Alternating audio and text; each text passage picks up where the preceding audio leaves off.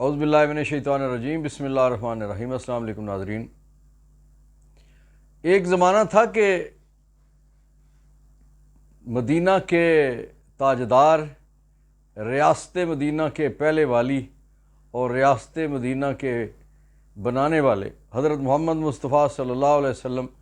جب مکہ میں تھے تو کفار اپنے لوگوں کو یہ کہتے تھے کہ محمد کی باتیں نہ سننا صلی اللہ علیہ وسلم، جب پاس سے گزرو، کوئی مجمع دیکھو، کوئی مجلس دیکھو، کسی سے گفتگو ہوتی دیکھو، جب محمد صلی اللہ علیہ وسلم کے پاس سے گزرو تو آنکھوں میں انگلیاں دے ڈالو، آنکھوں میں روئی گسیڑ لو، کبھی بات نہ سننا۔ اس کی وجہ یہ ہے کہ اس کی باتوں میں جادوئی اثر ہے اور وہ جادو کر کے تو بندوں کو اپنے اثر میں لے لیتا ہے۔ تو یہ مکہ کے لوگ، مکہ کے کفار، مکہ کے مشرک اللہ کے اس پیارے نبی کی زبان کے حوالے سے یہ کہتے تھے کہ مت سنو۔ اچھا پھر کیا ہوا؟ پھر یہ ہوا کہ آپ صلی اللہ علیہ وسلم اللہ کے حکم سے اپنے پیارے ساتھی حضرت ابو بکر صدیق کے ساتھ ہجرت کر کے بڑی مشکل سے مدینہ شریف پہنچے۔ مدینہ والوں نے آپ کی قدر کی، آپ کو ہاتھوں ہاتھ لیا اور وہاں پھر پہلی مسجد بھی بنی اور پھر باقاعدہ مدینہ کی ریاست قائم ہوئی، ایک سلطنت اسلامی، پہلی اسلامک سلطنت قائم ہوئی اور پھر معاملات شروع ہوئے۔ اور اس کے بعد آپ نے دیکھا کہ بہت تھوڑے عرصے میں اسلامی جو مملکت تھی اس کی فتوحات نے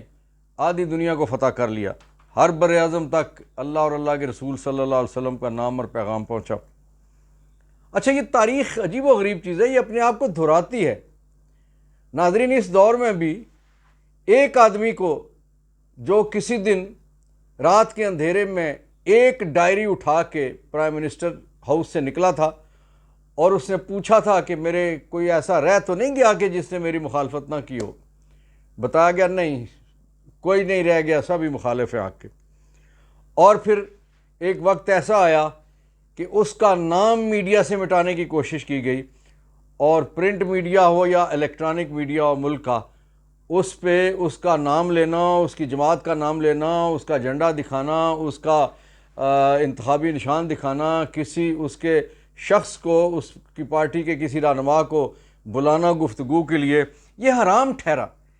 یہ جرم ٹھہرا۔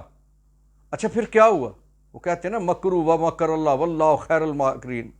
ایک ترکیب تمہاری ہے، ایک تدبیر تمہاری ہے اور اللہ کی تدبیر زیادہ بڑی ہوتی ہے۔ اچھا پھر ہوا کیا؟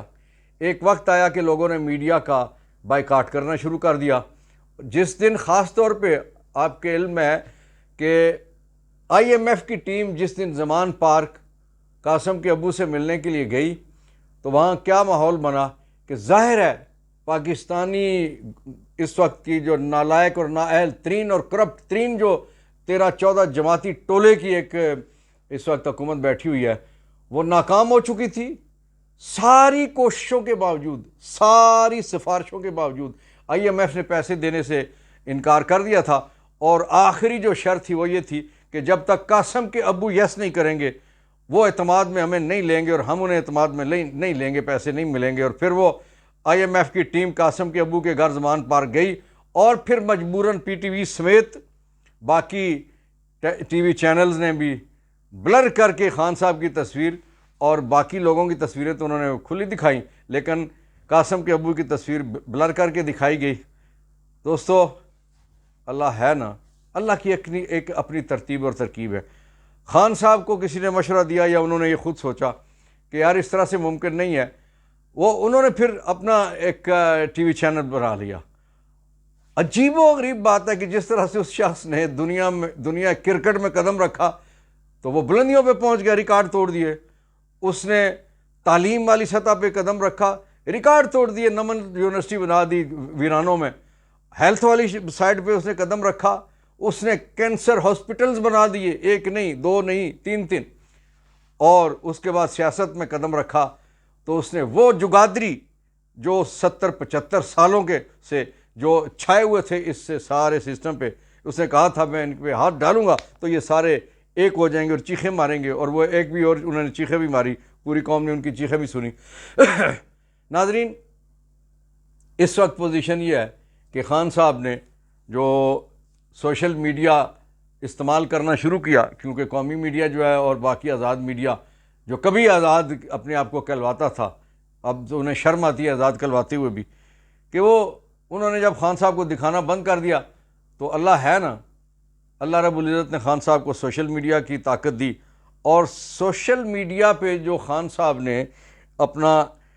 ٹک ٹاک شروع کیا تو اس پہ جو ان کی فالوئنگ ہے حیران کر دینے والی، یعنی جتنی فالوئنگ ان کی، اب پورے پاکستان کے سارے چینل اگر ملا لیے جائیں نا، سب کو ملا لیا جائے تو ان کی فالوئنگ اتنی نہیں بنتی۔ چند گھنٹوں کے اندر 1.8 ملین فالوور خان صاحب کو ملے، اور چند گھنٹوں کے اندر 2.4 ملین لائکس خان صاحب کو ملے، اور سب سے پہلی ویڈیو جو خان صاحب نے شیئر کی اس پہ 5 لاکھ سے زیادہ اس پہ لائک آئے، 3 لاکھ بار وہ ویڈیو شیئر ہوئی، اور 132.5 ملین بار وہ سنی گئی وہ ویڈیو۔ یہ کمال نہیں ہے تو اور کیا؟ یہ چند گھنٹوں کی بات میں کر رہا ہوں۔ ناظرین، جب تک یہ ہماری ویڈیو آپ تک پہنچے گی، ظاہر ہے اس میں کچھ ٹائم لگ جائے گا، کچھ گھنٹے لگ جائیں گے، اور جب تک یہ آپ تک پہنچے گی، آن ایئر ہوگی، تو جو اعداد و شمار ناظرین میں نے بتائے ہیں اس میں بہت سارا اضافہ ہو چکا ہوگا۔ یہ اللہ کی اپنی حکمت ہے، وہ جب کام لینا چاہتا ہے نا، پتہ نہیں کہاں سے کیسے کام لے لیتا ہے، تو وہ اللہ وہ اپنے بندوں کو مایوس نہیں کرتا۔ لا تقنطوا من رحمت اللہ، اور جو قاسم کے ابو کہتے ہیں کہ ایاک نعبد و ایاک نستعین، مالک تیرے آگے جھکتے ہیں، تجھ ہی سے مدد مانگتے تو مدد دینے والا یقیناً وہ موجود ہے اور وہ ہر جگہ پہنچ جاتا ہے۔ تو اس لیے ایک جس شخص کا نام مٹانے کی کوشش کی گئی، وہ کسی دور میں نام مٹانے کی کوشش کی گئی تھی اور بڑا کچھ کہا گیا، جس پہ سورہ کوثر بھی آئی تھی، تو وہ اللہ رب العزت اپنے معجزے دکھاتے رہتے ہیں، اپنے لوگوں کا ہاتھ پکڑ لیتے ہیں، اور جن کے ساتھ زیادتی ہوتی ہے اللہ کہتے ہیں نا صبر والوں کے میں ساتھ ہوں۔ تو قاسم کے ابو نے کہا تھا اپنے لوگوں سے کہ تھوڑا صبر کیجئے، 2 ہفتوں کے بعد حالات تبدیل ہونا شروع ہو جائیں گے، اور یقیناً اس وقت پوری دنیا دیکھ رہی ہے کہ حالات تبدیل ہو گئے۔ اچھا، حالات کی تبدیلی کا حضور جو سب سے بڑا جو پاکستان میں منظر ہے، ایک وہ شخص جو ٹیلی ویژن پہ بیٹھتا تھا تو وہ یہ کہتا تھا کہ اس فتنے کو جڑ سے اکھاڑ دیں گے، اپنی مونچھوں کو تاؤ دے کر وہ کہتا تھا شیخ رشید کا میں فلاں کا فلاں کا فلاں اور اس کی لال حویلی کا فلاں کر دوں گا، میں وہ لفظ نہیں ادا کرتا۔ لیکن آج وہی بندہ مونچھوں کو تاؤ دیے بغیر مونچھیں جھک گئی ہیں، اور اس نے کہا کہ شیخ رشید کو ہم گرفتار کر کے اہمیت نہیں دینا چاہتے، اور پھر اس نے صرف شیخ رشید کے حوالے سے نہیں کہا، اس نے یہ بھی کہا کہ جو لوگ 9 مئی کے واقعات میں ملوث نہیں ہیں ہم ان کو بھی گرفتار نہیں کریں گے، ان پہ مقدمے نہیں بنیں گے، اور پھر اس نے عمران ریاض کے حوالے سے جو اس کی وزارت داخلہ اٹھا کے لے کے گئی، آج اس نے کہا عمران ریاض کے حوالے سے بھی کلمہ خیر کہا، اور اس کے گھر والوں کے حوالے سے بھی جو گفتگو ہوئی وہ آپ لوگوں نے یقیناً سنی ہوگی۔ بہرحال کہنے کا مطلب یہ تھا کہ وہ جو غرور تھا، اللہ ہے نا، وہ کہتے ہیں پٹواری میں کہتے ہیں کہ رب تکبر پاوے نہ تے پست کڈے مغرورا نہیں، وہ جو مغرور تھے اللہ نے پست نکال دی، اور جو مائنس کرنے چلے تھے اللہ رب العزت نے اس شخص کو اتنا مقام عطا کر دیا کہ IMF اس کے گھر پہنچ گیا، اور اس کے کہنے پہ اور اس کی منظوری پہ اور اس کے اتفاق پہ اور اس کے جو اس نے جب یس کیا تو پھر پاکستان کو الحمدللہ، ظاہر ہے پاکستان میری اور آپ کی ریاست ہے، یہ کسی کے باپ کی نہیں ہے، یہ ہم سب کی ہے، تو پاکستان کے لیے ایک سکھی وقت آیا، اور اس کے لیے قاسم کے ابا نے اپنا بہت پازیٹیو رول پلے کیا۔ ناظرین، بڑی دلچسپ ایک 2 اور باتیں ہیں، وہ یہ ہے کہ MQM نرالی منطق لے کے آئی ہے۔ انہوں نے پچھلا الیکشن اس لیے چھوڑا تھا، بلدیاتی الیکشن، بظاہر کہ جناب وہ حلقہ بندی گڑبڑ ہے اور اس میں جو مردم شماری ہے وہ بھی گڑبڑ ہے، تو ہم یہ الیکشن چھوڑتے ہیں۔ اصل وجہ تو یہ تھی، جو چیزیں لوگ سمجھتے ہیں کہ طے ہوا تھا کہ انہوں نے وہاں کی جو صوبائی گورنمنٹ تھی اس کو راستہ دینا تھا کراچی میں قدم جمانے کے لیے اور PTI کے کمزور کرنے کے لیے، کہ ان سے بہت ساری چیزیں طے ہوئی تھیں، اور اسی فارمولے کے تحت اب ایم کیو ایم سے بھی اور ایک آدھ اور چھوٹی جماعتیں جو بلوچستان کی بھی اور کسی اور لوگوں سے بھی یہ چیزیں اٹھوائی جا رہی ہیں کہ نہیں نہیں نہیں نہیں نہیں ہم نہیں مانیں گے. ایک طرف رانا ثناء اللہ وزیر داخلہ نے یہ کہا کہ جناب نئی مردم شماری پہ الیکشن نہیں کروائے جا سکتے, پرانی مردم شماری پہ ہوں گے. اچھا چند ہفتے پہلے آپ سپریم کورٹ میں کھڑے ہو کے یہ کہتے تھے اور میڈیا پہ یہ کہتے تھے, پارلیمنٹ میں یہ کہتے تھے کہ جب تک نئی مردم شماری نہیں ہوتی ہم پنجاب میں اور کے پی کے میں الیکشن نہیں کروا سکتے. آج آپ کی منطق تبدیل ہو گئی ہے. یہ کیا ہو گیا؟ آپ کو کیا ہو گیا ہے؟ کی ہو گیا رے پاجی, کتنے ہو؟ جاگو, سون دا ٹائم نہیں ہے. قوم جاگ رہی ہے, دنیا بھی جاگ رہی ہے, میڈیا بھی جاگ رہا ہے.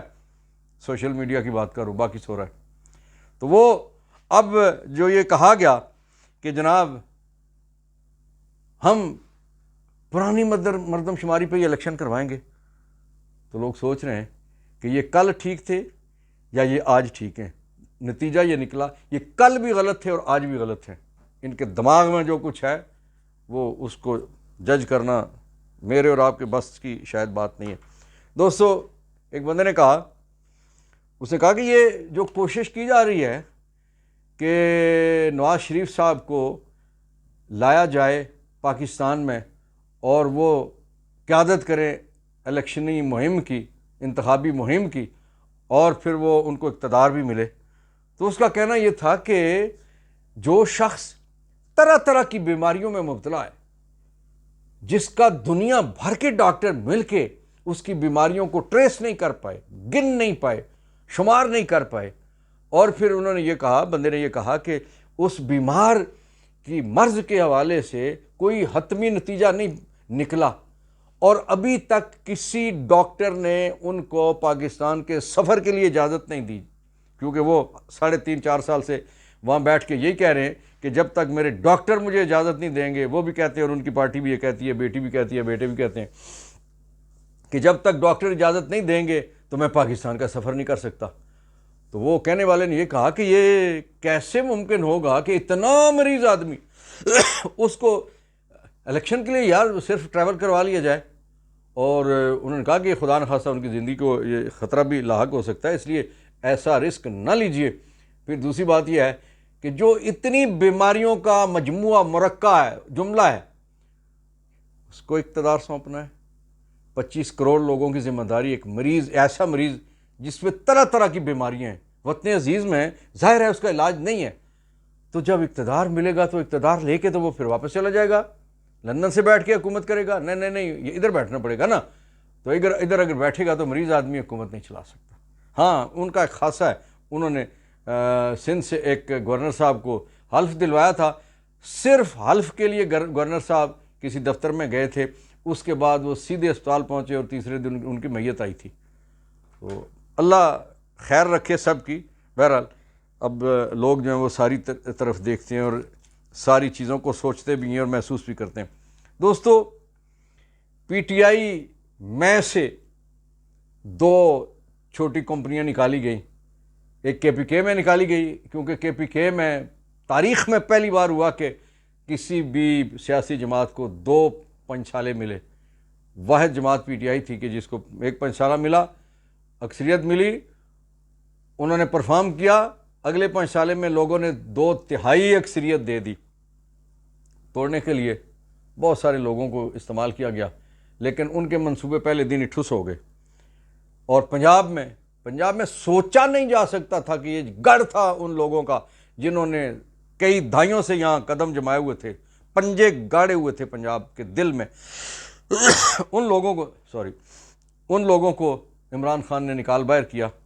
اور سروے یہ بتا رہے ہیں کہ 70% تھا, کبھی 75 ہوا, 80-85, اب تو 90 سے بھی اوپر کی بات ہو رہی ہے کہ جتنے بھی سروے آ رہے ہیں وہ سارے یہ بتا رہے. تو وہ یہاں پہ استحکام پارٹی لائی گئی اور کئی دن ہو چکے. اور دلچسپ بات یہ ہے کہ دونوں سیاسی جماعتیں جو پی ٹی آئی کو گرانے کے لیے بنائی گئی, وہ جس دن ان جماعتوں کا اناؤنسمنٹ ہو رہی ہے, ان کا نام رکھا جا رہا ہے, اس میں میڈیا کوئی نہیں ہے. میڈیا کو سوال کرنے کی اجازت ہوتی ہے نا جی, تو میڈیا بلایا نہیں گیا. اور مطلب کہ لوگ تھے جنہوں نے چند تصویریں, ویڈیوز وغیرہ بنا کے تو میڈیا کو, قومی میڈیا کو دے دیا, جو ان کا اس وقت اپنا ذاتی میڈیا ہے. تو یہ اللہ تبارک و تعالیٰ نے ایک ایسا شخص جس کو گرانے کے لیے سب اکٹھے ہو گئے تھے، اس کو اتنا تگڑا کر دیا کہ وہ سارے اس سے ڈرتے ہیں، کیونکہ وہ اللہ سے ڈرتا ہے۔ وہ کہتا ہے کہ میں صرف اسی کو مانتا ہوں، اسی سے مدد مانگتا ہوں، باقیوں سے میں ڈرتا نہیں ہوں۔ وہ اپنے لوگوں کو کہتا ہے کہ گھبرانا نہیں ہے، حوصلہ رکھنا ہے، اچھا وقت آئے گا۔ کہ وہ کہتے ہیں نا کہ وقت اچھا بھی آئے گا ناصر، غم نہ کر زندگی پڑی ہے ابھی۔ انشاءاللہ میں، آپ اور ہم سب پاکستانی اور دنیا بھر میں جو بسنے والے پاکستانی ہیں، اور پھر ہماری امت مسلمہ، آپ دیکھتے ہیں نا کہ ترکی میں سے لوگ کس طرح ترانے لکھ رہے ہیں خان صاحب کے لیے، اور ترکی کے علاوہ بے شمار ممالک سے ایسے ایسے لوگ، فنکار، وہاں کے کھلاڑی، وہاں کے اور علماء اکرام، وہاں کے جید لوگ خان صاحب کے لیے دعائیں کرتے ہیں، انشاءاللہ قبول ہو رہی ہیں، اور ان کا ثمر ملنا ہے، اور پاکستان ثمربار ہوگا، پاکستان کامیاب ہوگا، خوشحال ہوگا، اور خوش نصیبی ہمارا مقدر ہوگی انشاءاللہ۔